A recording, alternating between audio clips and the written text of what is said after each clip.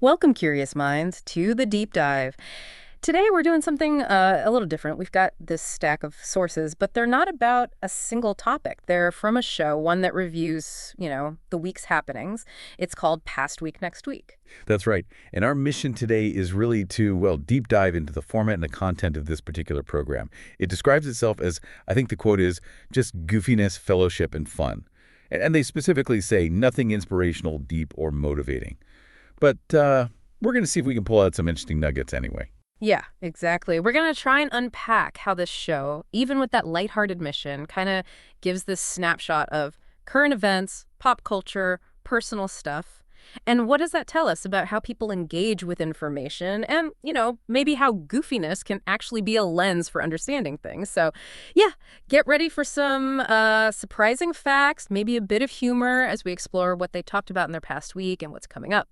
Okay, so let's start with the show's identity, because it's quite something. They call themselves a comedy show, focus on goofiness, fellowship, and fun. But when you look at the sheer range of topics they cover, some quite serious, what really strikes you about that self-description? Well, what's fascinating, I think, is that contrast. It's stark, isn't it? This lighthearted frame they put on it, it almost feels like, a Trojan horse. For getting into deeper stuff, they promise nothing inspirational, but then they're tackling political redistricting, celebrity legal issues, and the show itself, it has this pretty clear structure, though it seems flexible. Usually kicks off with a song, then they might do news quizzes, pop culture, headlines, predictions, that kind of thing. It sets this rhythm, this informal rhythm, that lets them mix the serious and the silly. And it's not just the topics or the structure, is it? It's the way they deliver it. Yeah. The hosts, the sources mention Chris, Paul, Boogie, sometimes Dexter or Texter, who's apparently also Brian. They have this really informal, almost like transparent style. They talk about technical problems, right? Like a camera not working for one guy, and someone joked it was all worth it just to see his mug. Yeah, exactly. And they actively encourage people to chime in. Yeah. They mentioned call-ins, text. They even gave out the number, 913-735-0060, Okay. and YouTube live comments. Right. So that whole informal, personality-first approach, warts and all, just makes the information feel really accessible, relatable. You're not just listening. It feels a bit like you're, eavesdropping on friends talking. Yeah, definitely. And I think that builds a kind of trust. Maybe it lowers the barrier for the more complex topics they sometimes bring up, allows them to slip in their own takes on things, but under that umbrella of goofiness. Precisely. It becomes a vehicle for this sort of shared understanding, even when they're just, riffing. Okay, so let's get into the past week segment. This is where it gets really interesting, I think. It often starts with a song, and this week it was "See You Later, Alligator," and the explanation for why, well, it's quite a creative leap. Oh, indeed. The connection they drew, right, between alligator and Alcatraz, Yeah. linking it somehow to a court order about Alcatraz either being gone or maybe just changing staff. It wasn't totally clear. It's a real stretch, but it's kind of typical of their style, isn't it? Using that kind of tangential humor wordplay. Yeah. It makes something maybe dry, like a court order, feel more human, memorable even. Totally. And they use it as a jumping off point, too. Talked about how perceptions change, like how 1950s rock and roll dancing used to be seen as scandalous, the devil, causing a hissy fit. And they mentioned musicians passing, like Ronnie Spector, Eddie Money, real rock and rollers. So they bridge that history, pop culture, Yeah. and then they dive right into everyday life stuff, especially, it seems, local food. We got a pretty detailed breakdown of barbecue joints this week. Oh, yeah, that's a big part of it. Cultivating that local expertise. Like Chris's take on LC's barbecue, he said it was pretty good, but he still prefers Arthur Bryant's. Okay. But then Paul apparently thinks LC's has the best sandwich in town, the beef sandwich. Though he did say the beef burnt ends were tough this time, preferred the tip. See, that's specific. And then Boogie chimed in. Yeah, Boogie was raving about a place called Fahrenheit 325s. It's in North Kansas City. Mentioned their Mexican corn specifically, and a rib and brisket combo plate. These aren't just food reviews. They're building that community feel, right? Shared language, shared experience. Definitely. And it wasn't just food. They shared a lot about their social lives, local events, too. One host went to Tom's Stock, a cancer fundraiser. Apparently, the VIP night had a Jimmy Buffett cover band called the Land Sharks. Okay. And someone saw Paul Richardson's band, the Pepper Sprouts, play at a place called the Nighthawk. Right. And then there were these sweet experiences at games. One host went to a Kansas City Chiefs preseason game. Whitney's job got the suite, So the Chiefs looked great in the first quarter, but then lost the game. Ah, classic preseason. Yeah. And another host was at the Rose game, also in a suite, this one from his wife's company. He was describing the food, this dessert cart, like a Zeppelin in 1932, and even jokingly asked if the company was hiring. Huh.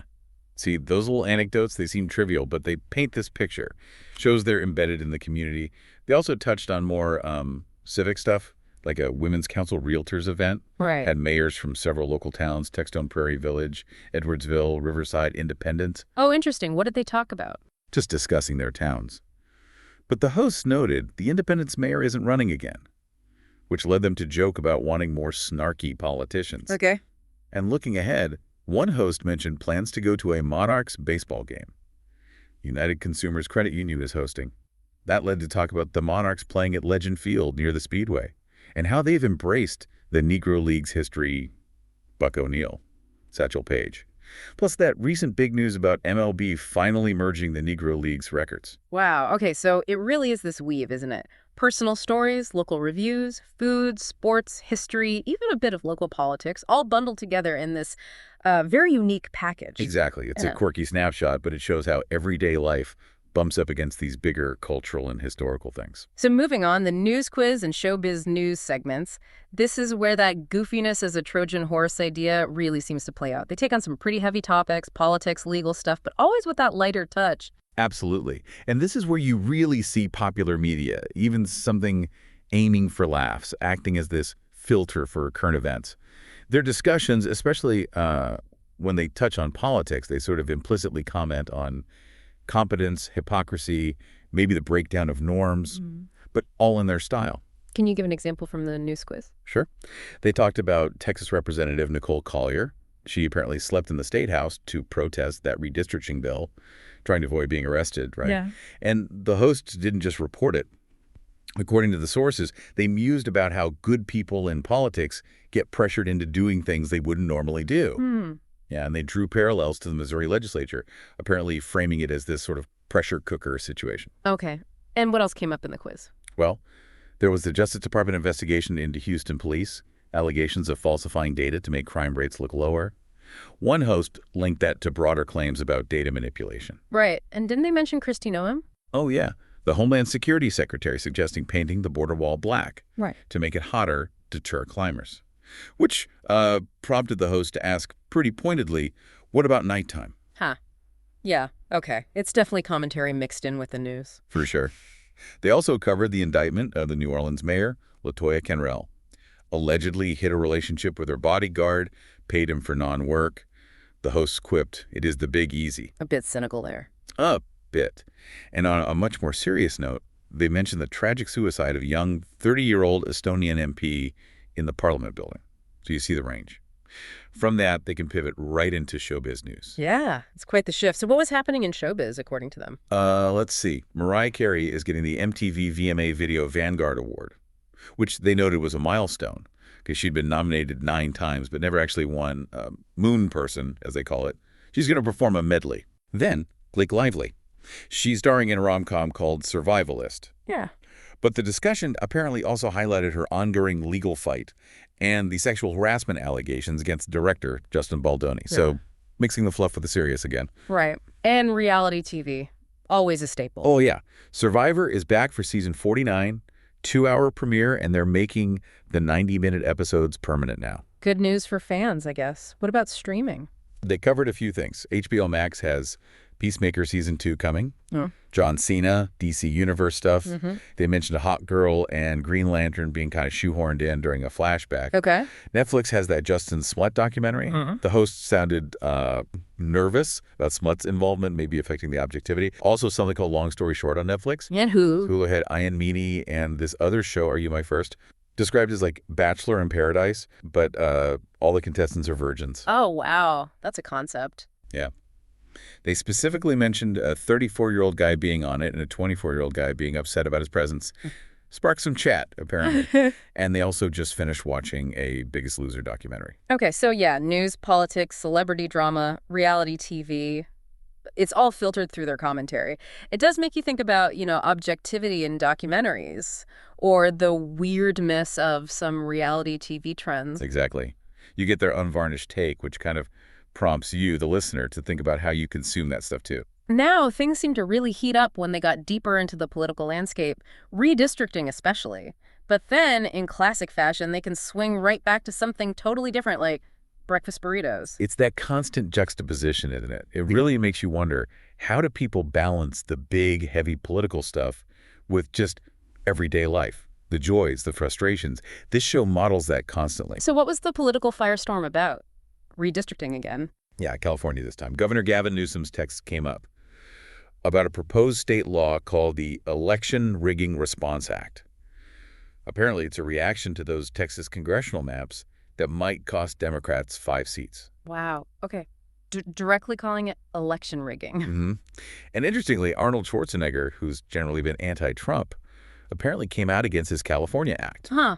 So, complex reactions there. Definitely. And the hosts, according to the sources, talked about this feeling of a civil war, the general ickiness of redistricting. They even drew these pretty heavy historical parallels to Reconstruction, Jim Crow, the Compromise of 1876. Whoa! Okay. That's intense for a comedy show. Right. They apparently put forward this theory about white deficients who stack the deck politically because they think they're losing. It's a provocative framing. Did they elaborate on the history? Yeah, a bit. Contrasted Lincoln's malice towards none idea with how Reconstruction actually played out under later Republicans.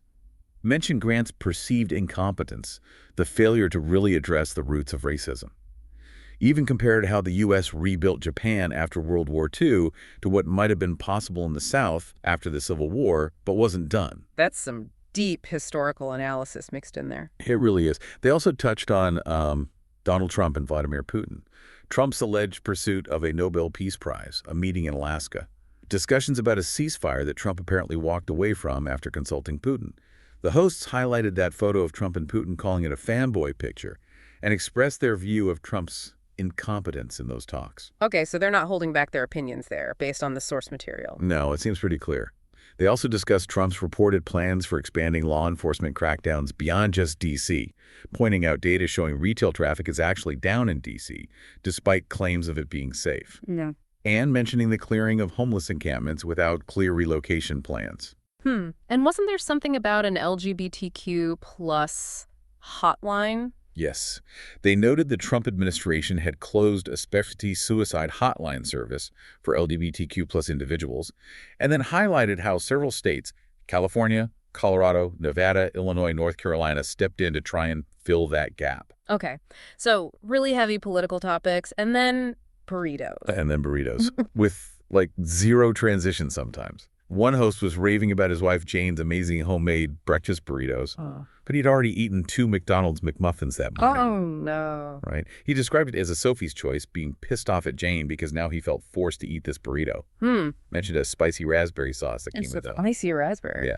And apparently Paul, the other host, has this savant ability to eat even while having a coughing fit. Just these very human, relatable moments right after the intense politics. That's incredible. Any other random anecdotes? A couple more. The Seattle Kraken mascot, Boogie the sea troll, apparently got charged by a grizzly bear in Alaska's Katmai National Park, leading Boogie to quip, "He was glad I wore my brown pants." Yeah, okay. And the great hot dog spill. A tractor trailer crashed on I-83 in Pennsylvania, spilling hundreds of hot dogs. The fire chief was quoted saying conditions were slippery. The hosts apparently had a field day with puns on that one. I can only imagine. Slippery hot dog. Exactly. And finally, they touched on the Epstein files, the Ghislaine Maxwell transcripts. But the hosts took this kind of ironic stance, claiming they didn't see anything implicating Trump or in Bill Barr's comments, using it to make a point about people believing with their hearts rather than facts or evidence. So using irony to comment on confirmation bias, maybe. Seems like it. And then, looking ahead to next week, they talked about the upcoming football season. Ottawa Braves, Missouri State playing at USC Coliseum, games involving Joseph and Gabe, wondering about TV coverage. Okay, back to personal stuff. Totally. One host planning a bike ride, maybe a boat ride, going to that Monarchs game we mentioned. Another host planning to make smashed burgers, even after complaining about eating too many burritos. The cycle continues. It does. And they mentioned seeing a drone video of the new KU football stadium, the Gary Booth Memorial Stadium. Right.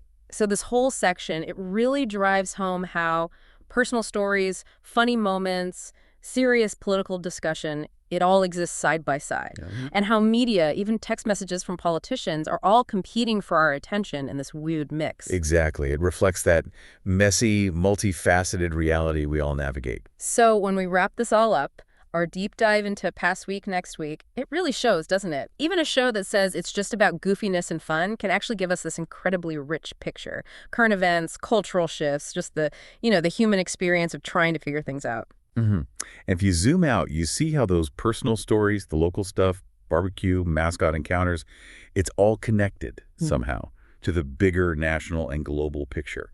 This show, in its really unique, kind of funny way, reflects how we all try to filter and process this complex world, often using humor, using shared stories as a way in. Yeah. Whether it's that symbolic leap from an alligator to Alcatraz or just the pure joy of a really good breakfast burrito, every little detail they share kind of paints this picture of our world and how we talk about it, how we interpret it. So maybe a final thought for you, the listener. Yeah. As you go about your week, think about the sources you encounter. How might the seemingly trivial things, the goofy stuff, actually reveal something deeper about our society, maybe our leaders, or even ourselves if you just, take a moment to really look closer? Right. What goofy sources in your own life might hold keys to understanding if you were to give them a bit of a deep dive?